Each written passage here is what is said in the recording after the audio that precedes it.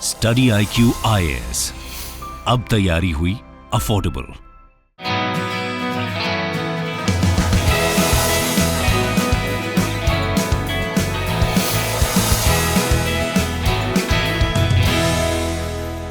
Hello and welcome दोस्तों, स्वागत है आप सभी का आपके पसंदीदा प्लेटफॉर्म स्टडी IQ IAS पर। मैं प्रशांत तिवारी आप सभी का स्वागत करता हूं।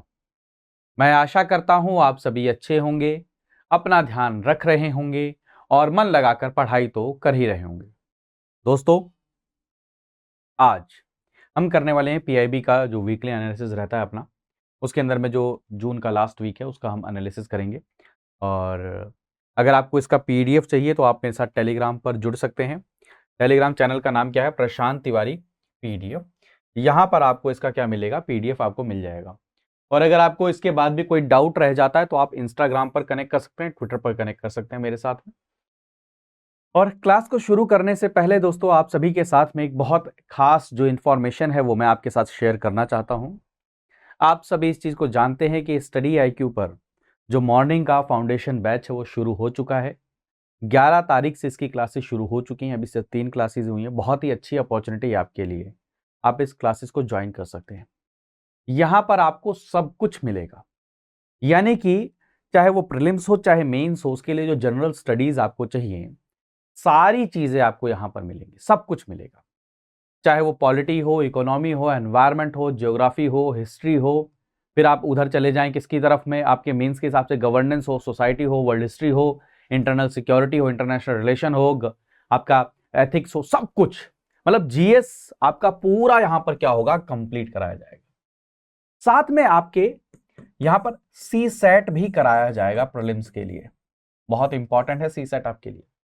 साथ में जैसे ही आप प्रीलिम्स के एग्जाम के नजदीक पहुंचेंगे, आपके लिए क्रैश कोर्स भी कराया जाएगा, यह इंश्योर करने के लिए कि आप प्रीलिम्स के जो भी आपने चीजें पढ़ी हैं वो क्या हो, रिवाइज कर सकें। मैक्सिमम बच्चों को टेंशन रहती है किस चीज की? नोट्स बनाने की। तो उसके लिए भी परेशान होने की जरूरत नहीं है। आपको हैंड रिटन नोट्स मिलेंगे इसके अंदर में, हिंदी और इंग्लिश दोनों भाषाओं के अंदर। आपको अगर मॉक टेस्ट करना है कि आपने क्या पढ़ा उसके टेस्ट करने के लिए आपको प्रीलिम्स के मॉक टेस्ट मिलेंगे। यहां पर वीकली आप अपना एनालिसिस कर सके उसके लिए क्विज अलग से मिलेगा आपको। सारी चीजें अवेलेबल है, सब कुछ अवेलेबल है। करंट अफेयर प्रोग्राम जिसके अंदर में वीडियो भी मिलेगी, प्लस में साथ में आपको उसके नोट्स भी मिलेंगे, सारी चीजें मिलेगी बिल्कुल बहुत ही बेहतरीन तरीके से। तो आप इसको ज्वाइन करिए। कोड क्या यूज करना है आपको? PRT लाइव, ये कोड आपको यूज करना है। और 18,999 रुपए पे 18,999 18,999 में आपको ये पूरा का पूरा कोर्स मिल जाएगा। आप अगर तैयारी के प्रति थोड़ा सा भी सीरियस हैं तो ये बहुत ही बेहद और बहुत ही बेहतरीन और बेहद शानदार अपॉर्चुनिटी आपके लिए अवेलेबल है। तो चलिए शुरू करते हैं। सबसे पहला अगर देखें दोस्तों तो फोक फेयर जो मेला है वो लगा, और 13th कृषि फेयर, ये दोनों चीजें मिलेगी, यानी कि 20वां फोक फेयर लगा और 13वां कृषि फेयर लगा। तो कहां पर लगा इस चीज को ध्यान रख लीजिए, सारी की सारी चीजें, और दोनों के दोनों किस मिनिस्ट्री के द्वारा किया गया। तो कहां पर लगा? कहां पर है? उड़ीसा के अंदर में। पहली बात तो इस चीज को याद रखिएगा, यानी कि प्लेस याद रखिएगा। और किस मंत्रालय के द्वारा? तो minister of state of tribal affairs and जल शक्ति, इसके द्वारा इनका उद्घाटन किया गया। ठीक है, तो बैकग्राउंड अगर आप समझना चाहें तो ट्राइबल से रिलेटेड जो मतलब ट्राइबल फोक सॉन्ग हो गए, ट्राइबल रिलेटेड हो गए, या डांस फेस्टिवल हो गया, उसको हम बोलते हैं 28th फोक फेयर। ठीक है, लोक मेला। और अगर देखा जाए तो 13th कृषि फेयर 2022 का, इसको अभी किया गया, उद्घाटन किया गया है। ठीक है, और 4-5 दिन तक चला है उद्घाटन। तो याद रख लीजिए, अगर एम और ऑब्जेक्टिव अगर देखा जाए तो फोक फेयर का मतलब क्या हो गया? यहां पर आप कर रहे हैं किस को? To preserve the tribal culture and promote innovation in agriculture, यानी कि जो फोक फेयर है वहां पर ये बात कर रहे हैं कि कैसे ट्राइबल कल्चर को क्या किया जाए, प्रमोट किया जाए, प्रिजर्व किया जाए। और कृषि जो हम बात कर रहे हैं एग्रीकल्चर वाला, कृषि फेयर के अंदर में ये देखा जाता है कि एग्रीकल्चर के अंदर में कैसे ज्यादा से ज्यादा क्या हो, इनोवेशन हो, उसको कैसे ज्यादा प्रमोट किया जाए। तो दोनों की दोनों चीजों है। तो 28 जो फोक फेयर है वो कहां पर हुआ? ऑलरेडी मैं आपको बता चुका हूं, उड़ीसा के अंदर में हुआ। और आप सभी एक चीज जानते होंगे कि उड़ीसा जो ट्राइबल कल्चर है, ट्राइबल पॉपुलेशन, उससे बहुत ज्यादा एनरिच्ड है। तो tribal culture is very original and unique in its own sense. Orissa is enriched with tribal culture, please याद रखिएगा, ठीक है। और ये जो फेयर है ये हेल्प क्या करता है, एनकरेज करता है इंडिविजुअल्स को एंड ट्राइबल कम्युनिटीज को कि वो अपने टैलेंट को शो करें और प्रिजर्व करें अपने कल्चर को। बहुत अच्छा है, प्लीज याद रखिएगा, एग्जाम के लिए कई बार ये क्या रहता है, इंपॉर्टेंट रहता है। अगला जो है 13th कृषि फेयर, आप सभी जानते हैं एग्रीकल्चर से रिलेटेड है। अब इसके अंदर में एग्रीकल्चर में कई कई कंपनीज हैं, कई इंडिविजुअल हैं जो इनोवेशन करते हैं, कई प्रकार के सर्विसेज प्रोवाइड कराते हैं, कई सारी प्रॉब्लम्स के सॉल्यूशन देते हैं। तो ये एक अपॉर्चुनिटी रहती है कि अपने वो, ये क्या है, एक प्लेटफॉर्म होता है जहां पर ऑर्गेनाइजेशंस एंड कंपनीज अपने इनोवेशन और प्रोडक्ट को क्या कर सकते हैं, यहाँ पर पेश कर सकते हैं, ठीक है। तो उड़ीसा जो है एग्रीकल्चर फील्ड के अंदर में लीडिंग है और सरप्लस प्रोडक्शन इसने राइस एंड अलग क्रॉप्स के अंदर में अचीव किया हुआ, इस कारण से भी क्या है, इंपॉर्टेंट है। तो प्लीज याद रखिए, इंपॉर्टेंट है सारे के सारे एस्पेक्ट। चलें अगले न्यूज पर अगर मूव करें तो आप सभी जानते हैं 21 जून इंटरनेशनल योगा डे सेलिब्रेशन। तो कई जगह पर, अलग अलग जगह पर मनाया गया। तो जो हमारे प्रधानमंत्री मोदी जी हैं उन्होंने मैसूर पैलेस पर, वहां पर मैसूरू में मनाया, मैसूर में। तो ये उससे रिलेटेड है, आपको सभी को पता है। तो अलग अलग जगह जहां जहां पर मनाया गया उनसे रिलेटेड क्वेश्चन कई बार आ जाते हैं, उन प्लेसेस से रिलेटेड, तो याद रखिएगा। सबसे पहले तो क्या, 21 जून इंटरनेशनल योगा डे, पहला तो फैक्ट ये याद रखिएगा, ठीक है। अब दूसरा क्या, अब ये क्या था, ये आपका 8th इंटरनेशनल योगा डे था इस साल जो 2022 में हमने मनाया, ठीक है। ये भी चीज याद रखिएगा। अब कहां पर, अगर ये मान के चलिए पैलेस आया है, मैसूर पैलेस आया है, तो मैसूर पैलेस के बारे में आपको पता होना चाहिए, ग्वालियर फोर्ट के बारे में पता होना चाहिए, लाल किला के बारे में पता होना चाहिए। जो जो फोर्ट्स न्यूज में थे उन सभी का यहाँ पर क्या है, जिक्र किया गया। तो सबसे पहले अगर देखें ग्वालियर फोर्ट, तो ग्वालियर फोर्ट क्या है दोस्तों, आपके 5th सेंचुरी में कहा जाता है इसको बनवाया गया था और अभी ग्वालियर में मिलता है आपको। यहाँ पर कई सारे डायनेस्टीज ने किया, जैसे गुर्जरा, प्रतिहार, ठीक है, इन सभी ने इसके अंदर में किया, तोमर्स, लोधीज, मुगल, ठीक है। तो सारे के सारे लोगों ने इस पर क्या किया, राज किया। और ये जो फोर्ट है इसको क्या किया था, कब्जा कर लिया था किसने, मोहम्मद गजनी ने 4 दिन के लिए, प्लीज याद रखिएगा। और जो तोमर रूलर थे मान सिंह, उन्होंने कई सारे मॉन्यूमेंट्स यहाँ पर इस फोर्ट के अंदर में करे। मुगल एम्परर अकबर ने इस किले को एज ए प्रिजन, यानी कि एक जेल की तरह इस्तेमाल किया था, जहां पर वो पॉलिटिकल प्रिजनर्स को क्या करते थे, रखते थे, प्लीज याद रखिएगा। 1780 के अंदर में क्या किया, ब्रिटिश ने इसको कैप्चर कर लिया मराठास से। किसने, ब्रिटिश ने मराठास से इस फोर्ट को क्या किया, कैप्चर कर लिया। और 1844 के अंदर में, 1844 में मराठा सिंधिया, उन्होंने इसका कंट्रोल ले लिया ब्रिटिश से अपने पास में। प्लीज याद रखिएगा, एग्जाम के लिए काफी सारी चीजें क्रोनोलॉजी बेस्ड भी ये सारी चीजें क्या हो जाती है, इंपॉर्टेंट हो जाती है, ठीक है। 1857 के रिवोल्ट के अंदर में, जो हमने आपको पता है 6500 जो सिपाही थे, 6500 सिपाही जो थे, जो यहां पर थे ग्वालियर फोर्ट पर, उन्होंने क्या किया था, इसको ज्वाइन कर लिया। अब आपके मॉडर्न हिस्ट्री के अंदर में फैक्ट पूछ लेंगे कि ग्वालियर के जो सिपाही थे उन्होंने कभी भी ज्वाइन ही नहीं किया, ऐसे करके कह लेंगे। तो आपको पता होना चाहिए क्योंकि डायरेक्ट फैक्ट है, और पीआईबी में अगर आया है तो यहां से पूछे जाने के क्या है, बहुत सारे क्वेश्चन हो सकते हैं, ठीक है। और 1886 के अंदर में it was handed over to Scindias as fort no longer help any significance for British, ठीक है। और अभी जब आजादी हुई तब तक उनके पास में ये था, सिंधियाज के पास में था, ठीक है। अगला जो है रेड फोर्ट, लाल किला, ये किसके द्वारा, मुगल जो एम्परर शाहजहां के द्वारा बनाया गया 1648 में, 1648 के अंदर में। लाल पत्थर, आप सभी इमेज देख सकते हैं, रेड सैंडस्टोन के द्वारा बनाया गया, ठीक है। और आप सभी जान सकते हैं इसको बनाने के अंदर में 9 साल के आसपास में समय लगा, ठीक है। इसको एक और नाम से जाना जाता है किला ए मुबारक, ये सबसे इंपॉर्टेंट है। आपको पूछ लेंगे किला ए मुबारक क्या है, तो आपको पता होना चाहिए कि किला ए मुबारक लाल किला को ही बोला जाता है, ठीक है। ये कुछ इंपॉर्टेंट चीजें हैं। अब जैसे ये सबसे इंपॉर्टेंट है, इसको डबल स्टार मार्क करो। पीएम मोदी जी ने भी इससे रिलेटेड क्या किया था, ट्वीट किया था। तो मोढेरा के अंदर में जो सन टेम्पल है, सूर्य टेम्पल, उससे रिलेटेड। तो ये मोढेरा कहां पर है, गुजरात के अंदर में है, प्लीज याद रखिएगा। महसाना डिस्ट्रिक्ट के अंदर में, महसाना के जो नींबू होते हैं वो बहुत फेमस होते हैं। ये भी चीज ऐसे याद कर लीजिए, सारी चीजें क्या है, लिंक्ड है आपस में, कहीं ना कहीं सारी चीजें आपस में लिंक्ड रहती हैं। तो महसाना के जो नींबू होते हैं ना, वो बहुत फेमस रहते हैं। तो महसाना डिस्ट्रिक्ट के अंदर में है। और ये कब बनाया गया था, 1026 से लेकर 27 तक, किसके समय पर, भीम एक, जो चालुक्य डायनेस्टी के राजा थे, ठीक है। प्लीज याद रखिएगा, एग्जाम के लिए इंपॉर्टेंट है, ठीक है। अब ये जो टेम्पल है, आप नाम से समझ गए होंगे कि इसके सूर्य देवता को क्या किया गया है, ये किया गया है, ठीक है। और अभी जो है प्रोटेक्ट है किसके अंदर में, आर्कियोलॉजिकल सर्वे ऑफ इंडिया के अंदर में, ठीक है। और स्टाइल याद रखिएगा, कई बार क्वेश्चन पूछा जाता है कि नॉर्थ स्टाइल है, सदर्न स्टाइल है, वैसारा स्टाइल है, कई बार आपसे क्वेश्चन पूछा, तो याद रखिएगा मरु गुर्जरा स्टाइल, चालुक्यन स्टाइल जिसको बोला जाता है, उसके स्टाइल के अंदर में इस टेंपल को बनाया गया है। बहुत इंपॉर्टेंट फैक्ट्स हैं सारे के सारे, नोट डाउन कर लीजिएगा। अगला अगर देखें कांगड़ा फोर्ट, तो ये हिमाचल प्रदेश के अंदर में, आप सभी कांगड़ा जो डिस्ट्रिक्ट है आप समझ गए होंगे, हिमाचल प्रदेश के अंदर में, और सबसे पुराने फोर्ट किलों में से एक किला इसको माना जाता है हमारे देश के अंदर में। और इसकी जो ओनरशिप है काफी सारे राजाओं के हाथों में चेंज होती रही, और जो 19th सेंचुरी के अंदर में जो सिख एम्परर थे राजा महाराजा रणजीत सिंह जी, उनके हाथ में था, ठीक है। और एंग्लो सिख वॉर हुई थी 1846 के अंदर में, उसके बाद में इसको क्या किया था, ब्रिटिश ने अपने कब्जे में ले लिया था। प्लीज ये चीजें कुछ इंपॉर्टेंट फैक्ट हैं जो मॉडर्न हिस्ट्री में आपको क्या करेंगे, डायरेक्ट आपको क्या करेंगे, कंट्रीब्यूट करेंगे। अगला अगर देखें नालंदा महाविहार, जिसको आप नालंदा यूनिवर्सिटी के नाम से भी जानते हैं, ये सबसे ज्यादा कंफ्यूज करने वाला है। नालंदा यूनिवर्सिटी, नालंदा महाविहार, प्लीज याद रखिएगा ये एंशिएंट इंडियन यूनिवर्सिटी है जो नालंदा के अंदर में बिहार में, ठीक है।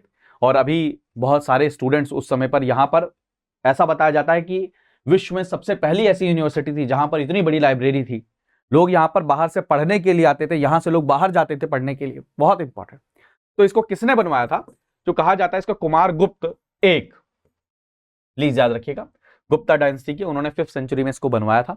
और कई सारे रूलर्स ने क्या किया, इसको प्रोत्साहन किया, सारी चीजें करी, ठीक है। स्टूडेंट्स यहाँ पर एक और चीज याद रखिए, जब एडमिशन होता था बहुत टफ सिलेक्शन प्रोसेस होता था, ठीक है।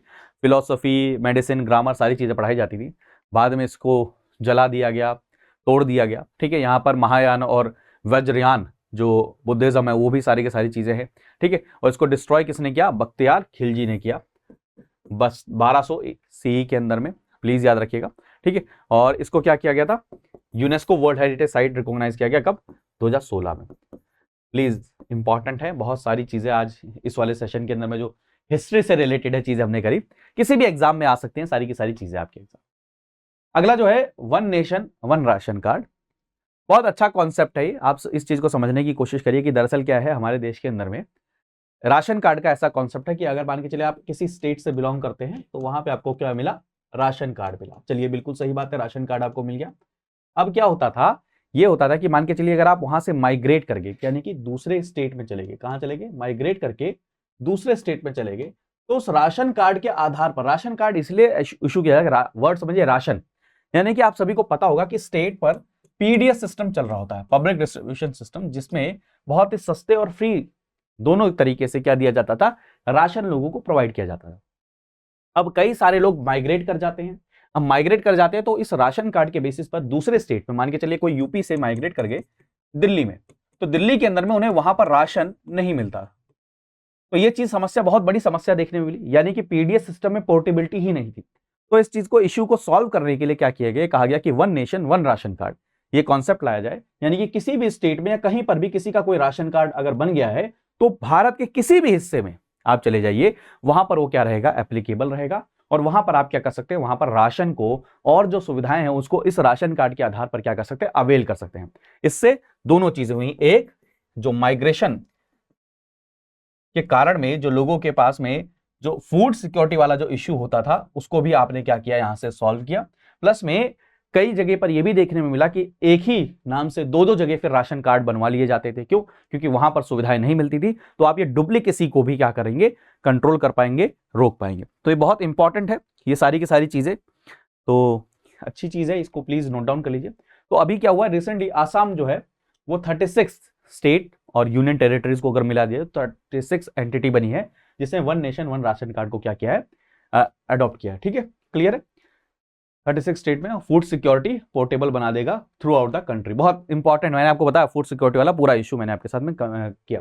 आपने अभी देखा होगा कि कोविड के समय माइग्रेशन का क्राइसिस कितना ज्यादा हो गया, मजदूर एक शहर से दूसरे शहर जा रहे थे, अब वहां पर अगर मान के चलिए ये चीज गवर्नमेंट ने अलाउ कर दिया वो बात अलग है, बट अगर ये मैकेनिज्म पहले इंप्लीमेंट हो चुका होता तो इतना ज्यादा भी परेशान होने की जरूरत नहीं थी, आप ये अपने राशन कार्ड दिखाते और वहां पर क्या हो जाता, आपको राशन मिल जाता, ठीक। चले अगला जो है इंडिया और इंडोनेशिया का कॉर्पेट, ठीक है, कोऑर्डिनेटेड क्या है, पेट्रोलिंग, आप सभी इसको समझ लीजिए, इंडिया और इंडोनेशिया का कोऑर्डिनेटेड पेट्रोल, ठीक है, जो ये हुआ है अभी इंडियन नेवी और इंडोनेशियन नेवी के बीच में हुआ है जून के अंदर में, प्लीज याद रखिएगा। तो ये क्या है, जहां पर नेवीज दोनों की दोनों नेशन की क्या कर सकती हैं, करते हैं आपस में एक दूसरे के साथ में कोऑपरेट करते हैं और पेट्रोलिंग करते हैं, ठीक है, पेट्रोल करते हैं, ठीक है, क्लियर है। जिससे क्या करें, इंडियन ओशन रीजन को क्या करें, थोड़ा सा सिक्योर बनाए, सेफ बनाए कमर्शियल शिपिंग के लिए और इंटरनेशनल ट्रेड के लिए, बस इतना याद रखिएगा। और भारत की तरफ से किसने पार्टिसिपेट किया इसके अंदर में, इंडिया की तरफ से किसने रिप्रेजेंट किया, आईएनएस करमुक ने, ठीक है, इंडिजिनसली बिल्ट मिसाइल कॉर्वेट है, ठीक है, प्लीज याद रखिएगा, एग्जाम के लिए क्या है कई बार पूछ लिया जाता है। चलें आगे बढ़े, क्योंकि कई बार ओशन से रिलेटेड ऑपरेशन से क्वेश्चन आते ही रहते हैं, तो आपके एग्जाम में पूछ लिया जाएगा। अगला जो क्वेश्चन है दोस्तों, मतलब जो आर्टिकल है वो पर्पल रिवोल्यूशन से रिलेटेड है, लेवेंडर से रिलेटेड है, प्लीज याद रखिएगा, कई बार पूछा जा चुका है इसके बारे में, एक बार दोबारा पूछ सकते हैं। तो यूनियन मिनिस्ट्री ने ये कहा कि पर्पल रिवोल्यूशन वो धीरे धीरे शिफ्ट हो रहा है, मतलब उसका सक्सेस हो रहा है पर्पल रेवोल्यूशन का, और उसकी तरफ से अब क्या फोकस हमारा एग्रीटेक स्टार्टअप की तरफ में जा रहा है, ठीक है। तो पर्पल रेवोल्यूशन क्या है, जहां पर हम अरोमा या फिर लेवेंडर के कल्टीवेशन की हम क्या करते हैं, बात करते हैं, प्लीज याद रखिएगा, ठीक है।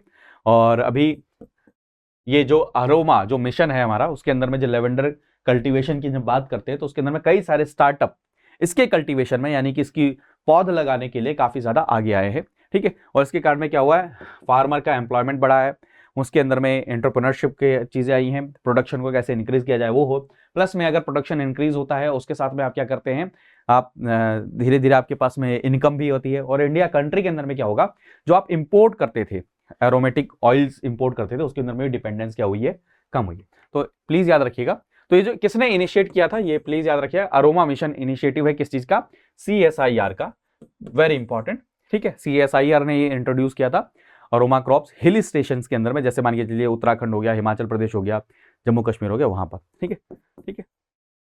कहां पर सक्सेस सबसे पहले मिली, जम्मू एंड कश्मीर में। ऑलरेडी मैं PIB के सेशन में आपको ये पढ़ा चुका हूं, तो प्लीज इसको नोट डाउन कर लीजिएगा, एग्जाम में यहां से कई बार चांसेस हैं क्वेश्चन पूछने की, क्योंकि बहुत बार ये न्यूज में ऑलरेडी बना हुआ है, ठीक है।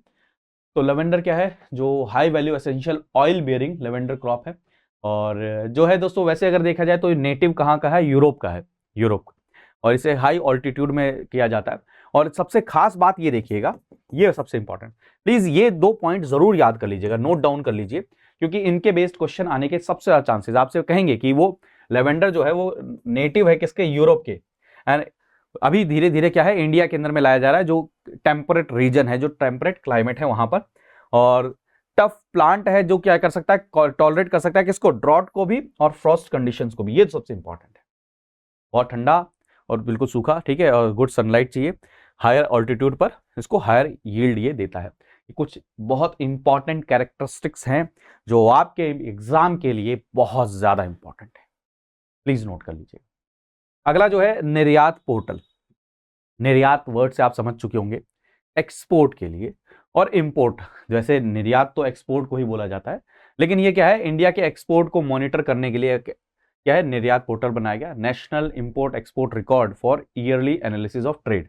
ये वन स्टॉप प्लेटफॉर्म रहेगा, जहां पर सारे फॉरेन रिलेटेड जितने भी ट्रेड हुए हैं उनकी सारी इंफॉर्मेशन इस पोर्टल पे मिलेगी, इजीली आप मॉनिटर कर सकते हैं इंडिया के एक्सपोर्ट को, किस पे, निर्यात पोर्टल पे। तो प्लीज याद रखिएगा, बहुत ज्यादा इंपॉर्टेंट है। अभी प्राइम मिनिस्टर मोदी जी ने क्या किया है, इसको क्या है, निर्यात पोर्टल का क्या है, उद्घाटन किया, लॉन्च किया है। तो ये क्या है, एक इंफॉर्मेशन पोर्टल है जहां पर importers and exporters can get all necessary information related to foreign trade, ठीक है, प्लीज याद रखिएगा, ठीक है। इसका फुल फॉर्म क्या है, national import export for yearly analysis trade off trade, ठीक है, प्लीज याद रखिएगा, ठीक है, क्लियर है।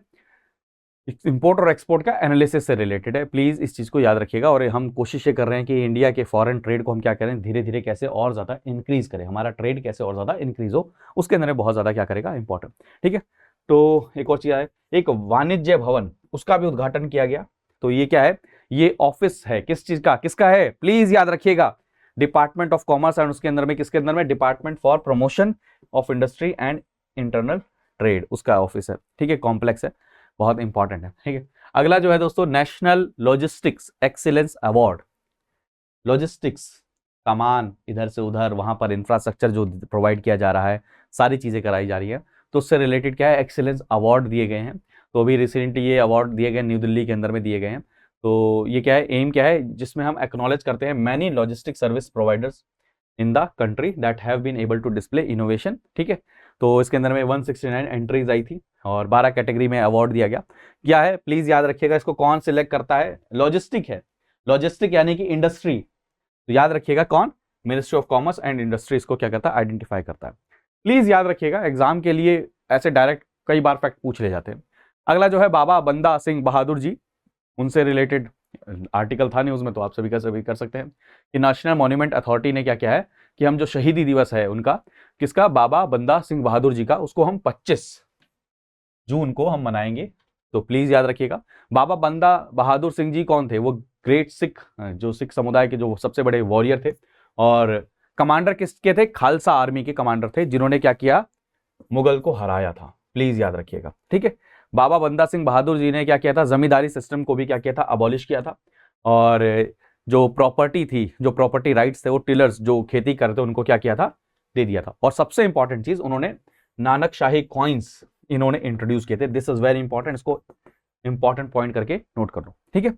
He was captured by Mughal ruler Farrukh सियार एंड एग्जीक्यूटेड। ये सबसे इंपॉर्टेंट। आपको ये कह देंगे कि अकबर ने कैद किया था, औरंगजेब ने कैद किया था, तो आपको पता होना चाहिए किसने? फरुख सियार ने इनको कैद किया था और इसके बाद में इनकी हत्या कर दी थी। ठीक है, क्लियर है? चलें, international day against drug abuse and illegal trafficking. तो प्लीज ये याद रखिए कि international day against drug abuse and trafficking ये कब मनाया जाता है? 26 जून को मनाया जाता है। प्लीज याद रखिएगा। और किसने डिसाइड किया था? किसने इस चीज को, ये इनिशिएटिव लिया था? तो इस चीज को सबसे ज्यादा याद रखिएगा, किसके द्वारा? यूनाइटेड नेशंस जनरल असेंबली ने इसको अडॉप्ट किया था कि इसको, यानी कि 26 जून को हम क्या करेंगे? International day against drug abuse and illicit trafficking के रूप में हम मनाएंगे। कब से मना रहे हैं? कब अडॉप्ट किया था? 1987 में अडॉप्ट किया था, लेकिन मना कब से रहे? 1989 से मना रहे हैं। तो आपको ये भी कंफ्यूज करने के लिए कह सकते हैं, क्योंकि देखिए ड्रग्स और ड्रग्स से रिलेटेड न्यूज हमारे काफी सारे बने हुए हैं, तो आपको कंफ्यूज करने के लिए ये कह देंगे कि रिसेंटली यूनाइटेड नेशन असेंबली ने क्या किया? ड्रग्स से रिलेटेड ये अनाउंस किया कि 26 जून को मनाएंगे। नहीं, ये 1989 से ये चीज हो रही है। ठीक है, क्लियर है? तो अभी ये यूनाइटेड नेशन जनरल असेंबली ने काफी सारे आउटपुट भी दिए हैं, इनपुट भी दिए हैं। उसमें उन्होंने कहा कि हमें धीरे धीरे क्या करना चाहिए, और चीजें क्या करनी चाहिए? बढ़ानी चाहिए हमें धीरे धीरे, और विजिलेंस बढ़ाना चाहिए हमें धीरे धीरे, और ज्यादा कोऑपरेशन बढ़ाना चाहिए, जिससे हम क्या करें? जो ड्रग्स और ड्रग्स से रिलेटेड जो क्राइम हो रहे हैं उनको हम रोक सकें। ठीक है, क्लियर करना है, ठीक है। और ये ऑफिस के बारे में जरूरी है। इसकी थीम याद रखिएगा, addressing the drug challenge in health and humanitarian crisis. ठीक है, क्लियर है? World free of drug abuse, इसके लिए क्या है? एक ऑफिस है, आप सभी जानते हैं, United nation office on drug and crime, UNODC। ठीक है, प्लीज याद रखिए, सारी की सारी चीजें हैं। जो पवित्र जो चीजें हैं, जो मतलब क्या नाम है, पवित्र अस्थियां कह लीजिए, जो रिमेन्स हैं, रेलिक्स जिनको कहा जाता है, किनके? लॉर्ड बुद्धा जी के, उनसे रिलेटेड ये है। अभी क्या हुआ, हमारे कपिल वस्तु होली जो कपिल वस्तु रेलिक्स हैं लॉर्ड बुद्धा जी के, उनको वापस लाया गया। कहाँ से? मंगोलिया से वापस लाया गया। तो क्यों न्यूज में है? क्योंकि लॉर्ड बुद्धा जी के जो रेलिक्स थे वो कहाँ गए थे? बस्तगान मंदिर जो टेम्पल है, कहाँ पर? आपके मंगोलिया के अंदर में, वहां पर गए थे। प्लीज याद रखिएगा, उसको वापस भारत के अंदर में आए हैं, तो वहां पर यूनियन मिनिस्टर ने क्या किया? उसको रिसीव किया है। इस कारण से इंपॉर्टेंट है। तो यहां से 3-4 चीजें, कि सबसे पहली बात तो ये क्या है? कपिल वस्तु रेलिक्स किसकी बोला जाता है? लॉर्ड बुद्धा भगवान के रेलिक्स को ही बोला जाता है। प्लीज पहला पॉइंट तो याद रखिएगा। दूसरी बात, ये 12 दिन के लिए कहां भेजा गया था? आपके बत्सगान टेम्पल में। ठीक है, अब ये बत्सगान टेम्पल कहां पर है दोस्तों?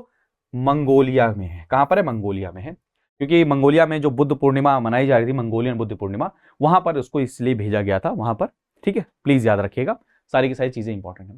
तो Holi relics of body Lord Buddha, तो इसके अगर देखा जाए तो इसको कपिल वस्तु रेलिक्स भी बोला जाता है, पहला इंपॉर्टेंट पॉइंट। और इनको जब मिला था पहली बार, कहां डिस्कवर किया गया था? 1898 के अंदर में। कहां पर? कपिल वस्तु में मिले थे। ठीक है, जिसको हम एंशिएंट सिटी बोलते हैं। तो प्लीज बिहार के अंदर में मिले थे, जिसको एंशिएंट सिटी कपिल वस्तु के नाम से जाना जाता है।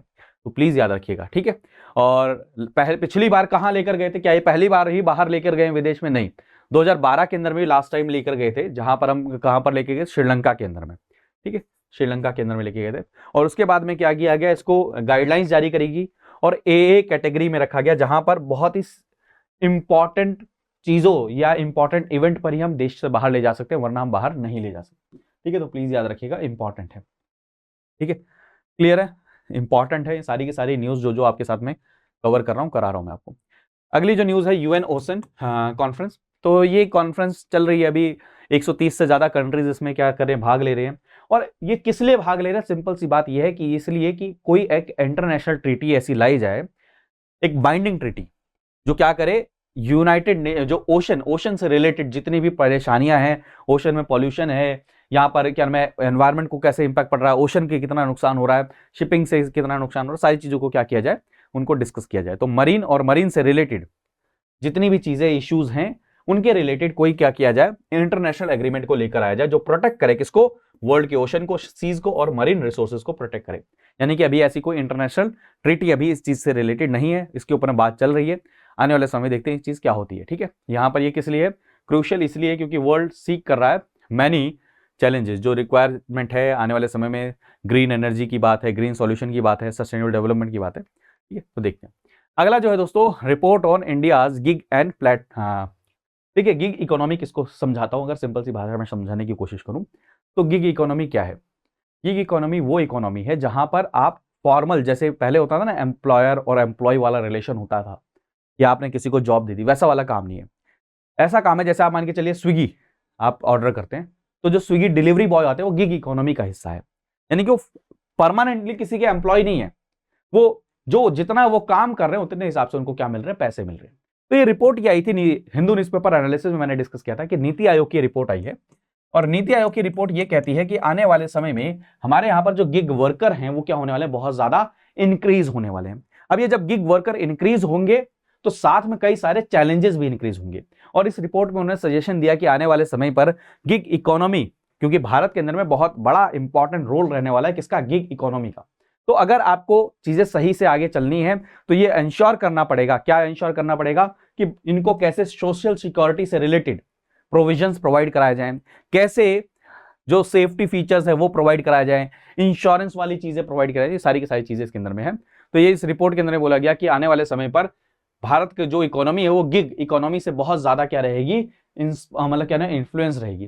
तो जितना अच्छा परफॉर्म करेगी आपकी गिग इकोनॉमी, उतना अच्छा परफॉर्म करेगी भारत की इकोनॉमी। तो प्लीज याद रखिएगा, साइंटिफिक मेथड, साइज, जॉब, सारी चीजें इन्होंने, अपॉर्चुनिटीज क्या क्या अवेलेबल है हमारे लिए, सारी की सारी चीजें, हमें फाइनेंस कैसे और ज्यादा इंक्रीज करना चाहिए इन प्लेटफॉर्म्स के लिए। ठीक है, हमें सेल्फ एम्प्लॉयड इंडिविजुअल को लिंक करना चाहिए किसने, किसके साथ में, दूसरे प्लेटफॉर्म्स के साथ में, सारी की सारी चीजें इसके अंदर में करी गई हैं, जिक्र किया गया।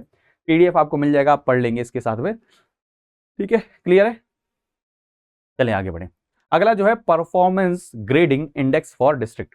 इसके अंदर में क्या हुआ है कि डिस्ट्रिक्ट्स को एनालाइज किया गया है कि कौन कौन से डिस्ट्रिक्ट बहुत अच्छा काम कर रहे हैं किसमें, एजुकेशन सिस्टम के अंदर में। तो ये बहुत वेरी वेरी इंपॉर्टेंट अगर मैं कहूंगा तो ये है, इसको प्लीज नोट डाउन कर लीजिए, क्योंकि राजस्थान के तीनों डिस्ट्रिक्ट, जो टॉप के 3 डिस्ट्रिक्ट हैं वो राजस्थान के डिस्ट्रिक्ट हैं। तो प्लीज याद रखिएगा, इसको किसने रिलीज किया है, मिनिस्ट्री ऑफ एजुकेशन ने रिलीज किया है, क्या, performance grading index for district. ठीक है, क्लियर है। तो कई सारी हैं, इसके अंदर में क्या है कि ये एसेस किया जा रहा है कि कितना अच्छे डिस्ट्रिक्ट परफॉर्म कर रहे हैं किसके अंदर में, एजुकेशन के अंदर में। ठीक है, जहां पर इंटरनेट मान के चलिए कैसे हो रहा है, इंटरनेट का यूज कैसे किया जा रहा है, साइंटिफिक एडवांसमेंट कितना हो रहा है, स्कूल का इंफ्रास्ट्रक्चर कैसा है, काफी सारी कैटेगरीज हैं। कैटेगरीज को पढ़ने की आवश्यकता नहीं है, लेकिन आपको सिर्फ ये पता होना चाहिए कि क्या है। जैसे मान के चलिए 6 कैटेगरी है, जैसे outcome, effective classroom transformation, infrastructure आपको मैंने बताया, एंटाइटलमेंट कितना है, स्कूल सेफ्टी, चाइल्ड प्रोटेक्शन कैसा है, डिजिटल लर्निंग अभी आपको मैंने बताया, digital learning and governance process. इन सब क्राइटेरिया के बेसिस पर क्या किया गया, डिस्ट्रिक्ट्स को क्या किया गया, रैंक किया गया है। क्या किया गया, रैंक किया गया। ठीक है, प्लीज याद रखिएगा, बहुत ज्यादा इंपॉर्टेंट है, बहुत ज्यादा इंपॉर्टेंट है। ठीक है, तो इससे ये पता चलता है कि एक कॉम्पिटिटिव फेडरलिज्म जिसको हम वर्ड यूज करते हैं, तो कॉम्पिटिटिव फेडरलिज्म का मतलब क्या है कि डिस्ट्रिक्ट्स आपस में कंपीट कर रहे हैं बहुत अच्छी अच्छी सुविधाएं प्रोवाइड कराने के लिए। ठीक है, तो ये उससे रिलेटेड है, प्लीज इस चीज को याद रखिएगा। तो अगर मैं आपको यहां पर देखूं जो जिन्होंने बहुत अच्छा काम किया है, बहुत अच्छा किया है, तो उनको दक्ष डिस्ट्रिक्ट बोला गया है। हाईएस्ट अचीवेबल ग्रेड जो है वो दक्ष है। फिर उसके बाद में उत्कर्ष ग्रेड है, जो क्या है जिसके अंदर में हम, फिर उसके बाद में अति उत्तम, उत्तम हो गया। फिर ये सारी की सारी चीजें, इसमें ज्यादा आपको नहीं जाना, आपको क्या करना है ये देखना है कि परफॉर्मेंस किस किस की रही है। तो राजस्थान का सीकर जो है वो फर्स्ट पर रहा, उसके बाद में झुंझुनू, फिर उसके बाद में जयपुर। मैंने आपको बताया था ना, तीनों के तीनों क्या है, टॉप राजस्थान से बिलोंग करते हैं। तो प्लीज किस मिनिस्ट्री ने रिलीज किया, मिनिस्ट्री ऑफ एजुकेशन ने। कौन कौन से डिस्ट्रिक्ट है, ये तीनों के तीनों डिस्ट्रिक्ट है। ठीक है, जहां पर और अच्छे डिस्ट्रिक्ट ने परफॉर्म किया, जैसे पंजाब के अंदर में वहां के 14 डिस्ट्रिक्ट ने अच्छा परफॉर्म किया है, ठीक है। गुजरात और केरला उन्होंने अच्छा परफॉर्म किया है, ठीक है। तो सारी की सारी चीजें क्या है, इंपॉर्टेंट है, प्लीज याद रखिएगा, ठीक है। अगला जो है आर्टिकल आप सभी समझते हैं, इसको पढ़ा चुका हूं मैं कई बार। एथेनॉल ब्लेंडिंग मैं सिंपल और सरल भाषा में समझाता हूं, क्योंकि आप जानते हैं कि हम क्या करते हैं, ऑयल का इंपोर्ट करते हैं, ठीक। आप ये चीज समझिए, पहला रीजन तो ये है, ऑयल को जब हम इंपोर्ट करते हैं तो हमारा इंपोर्ट बिल क्या होता है, बहुत ज्यादा हाई होता है। पहली बात तो ये समस्या है, बिल्कुल सही है। और इंपोर्ट बिल हाई होने के कारण में मेरे प्यारे दोस्तों ये भी समस्या होती है कि हमारे जो रुपए की जो वैल्यू है वो भी क्या होती है, खराब होती रहती है, पहली बात। दूसरी चीज यहां पर यह भी समस्या है कि अगर आप ऑयल को इंपोर्ट करते हैं तो आप अदर कंट्री के ऊपर में क्या करते हैं, बहुत ज्यादा डिपेंडेंट रहते हैं, तो ये सिक्योरिटी वाला भी क्या है, कंसर्न है। तीसरी चीज दोस्तों, आप सभी जानते हैं कि जो वेहिकुलर एमिशन होते हैं उनके कारण में जो हमारे क्लाइमेट के ऊपर में, एनवायरमेंट के ऊपर में बहुत बुरा असर पड़ता है उन एमिशन के कारण में। तो इन सब चीजों को ध्यान में रखते हुए कहा गया कि क्यों ना हम एथेनॉल की ब्लेंडिंग करें। अभी बताता हूं एथेनॉल क्या होता है। तो एथेनॉल के ब्लेंडिंग का मतलब क्या कि आप पेट्रोल और डीजल के साथ में एथेनॉल को क्या करें, मिक्स कर दें, ब्लेंड कर दें। तो एथेनॉल क्या होता है, एथेनॉल फ्यूल क्या है, इथाइल अल्कोहल है, जो सेम है किस तरीके से, जो अल्कोहलिक जो पीने की जो चीजें होती हैं उसके अंदर में मिलता है, ठीक है। उसको हम एज ए फ्यूल यूज करेंगे, ठीक है, ठीक है, प्लीज याद रखिएगा। तो एथेनॉल कॉमनली कहां से बनाया जाता है, बायोमास से बनाया जाता है, जैसे मान के चलिए कॉर्न से हो गया, शुगर केन से हो गया, उनसे बनाया जाता है। तो क्या क्या किया जाएगा, एथेनॉल बनाया जाएगा, फिर एथेनॉल को ब्लेंड किया जाएगा, यानी कि मिक्स किया जाएगा, किसके साथ में, पेट्रोल एंड डीजल के साथ। अभी हमारा टारगेट ये क्या है कि हमें 20% क्या करना है, एथेनॉल ब्लेंडिंग करनी है। क्या करनी है, एथेनॉल ब्लेंडिंग करनी है 20%, यानी कि 1 लीटर के अंदर में 200 ml क्या होगा, मिक्स किया जाएगा, कॉन्सेंट्रेशन किसके साथ में, एथेनॉल मिक्स होगा, और आपका क्या होगा, 800 ml क्या होगा, ये चीज होगी। अभी हमने 10% को अचीव किया है, ठीक है, 10% को अचीव किया है। अभी हमें कब जाना है, यहां पर जाना है 20% पर। इसके कई सारे बेनिफिट है, जैसे आपको बताया कि शुगर केन से बनता है। अब शुगर केन से बनता है तो यानी कि शुगर जो मिल्स हैं वो इसका प्रोडक्शन करेंगी, वो फिर क्या करेंगी, उनको बेचेंगी, क्या नाम है, जो ऑयल रिफाइनरीज हैं, ऑयल रिफाइनरीज पेमेंट करेंगी, तो फायदा किसको होगा, फार्मर्स को होगा, फार्मर्स को पैसा मिलेगा, पहला पॉइंट। दूसरा, आपको ऑलरेडी बताया, ऑयल के इंपोर्ट की जो डिपेंडेंस है वो कम होगी, दूसरी कंट्री पर डिपेंडेंस वो कम होगी, और साथ में पॉल्यूशन भी क्या होता है इसके कारण में कम होता है। दोस्तों ये चीज प्रूवन है, तो प्लीज याद रखिएगा, ठीक है। ये सारी की सारी चीजें हैं, तो यहां पर ये किया गया है, और ठीक है, जैसे आपको अगर देखा जाए तो इसको शुरू कब किया गया था, एथेनॉल ब्लेंडेड प्रोग्राम आपका 2003 में लॉन्च किया गया था। कब, 2003 में लॉन्च किया गया था, लेकिन ये चीजें नहीं हो पाई, फिर इसको दोबारा से शुरू किया गया। एथेनॉल ब्लेंडिंग प्रोग्राम के अंदर में हमने इस समय बहुत ज्यादा पुश किया है, और हम चाह रहे हैं कब कि 2025 तक, क्या 2025 तक हम 20% एथेनॉल ब्लेंडिंग कर दें। पहले टारगेट कितना था कि 2030 तक हमें करना है, अब हमने उसको पुश करके क्या किया, 2025 तक हम एथेनॉल ब्लेंडिंग को क्या करेंगे, अचीव कर लेंगे। प्लीज याद रखिएगा, एडवांस कर दिया है, ठीक है, ठीक है, क्लियर है। एथेनॉल ब्लेंडिंग, ठीक है, क्रॉप हो गया, शुगर केन ये सब हो गया, उसका फर्मेंटेशन किया जाता है, फिर प्योरिफिकेशन, फिर एथेनॉल बनाया जाता है, फिर उसको ब्लेंड किया जाता है, फिर ट्रांसपोर्ट किया जाएगा, फिर पेट्रोल स्टेशन पर आपको मिलेगा। प्लीज याद रखिएगा, ठीक है, क्लियर है, क्लियर है, किसी को भी कोई डाउट, ठीक, चलें। तो एथेनॉल ब्लेंडिंग के कई सारे फायदे हैं, जैसे मैंने आपको बताया कि जो एमिशन है कार्बन मोनोऑक्साइड का वो कम होगा, हाइड्रोकार्बन्स का वो कम होगा, नाइट्रोजन ऑक्साइड्स उनका भी क्या होगा, कम होगा। प्लस में बेनिफिट क्या है, फार्मर को इनकम मिलेगी, इंपोर्ट डिपेंडेंस क्या होगी, कम होगा। प्लस में दूसरी कंट्री के ऊपर में डिपेंडेंस वो क्या होगी, कम होगी, यानी कि सिक्योरिटी, स्ट्रेटेजिक सिक्योरिटी है, जो सॉवरेनिटी है, जो स्ट्रेटेजिक लेवल पर जो हमारे पास में इंडिपेंडेंस होनी चाहिए, वो चीज भी हमें क्या मिलेगी, यहाँ पर अचीव होगी। तो सारी की सारी चीजें हैं, ठीक है, क्लियर है। अगला जो है डाक कर्मयोगी, डाक कर्मयोगी, आप समझ गए होंगे, डाक यानी कि पोस्ट, और कर्मयोगी यानी कि उससे कुछ रिलेटेड, उनके एम्प्लॉयज से रिलेटेड है। तो याद रखिएगा ये क्या है, ये एक ई लर्निंग पोर्टल है, ठीक है, ई लर्निंग पोर्टल है, जिसको मिनिस्ट्री ऑफ कम्युनिकेशन उन्होंने क्या किया, इसको लॉन्च किया है, ठीक है।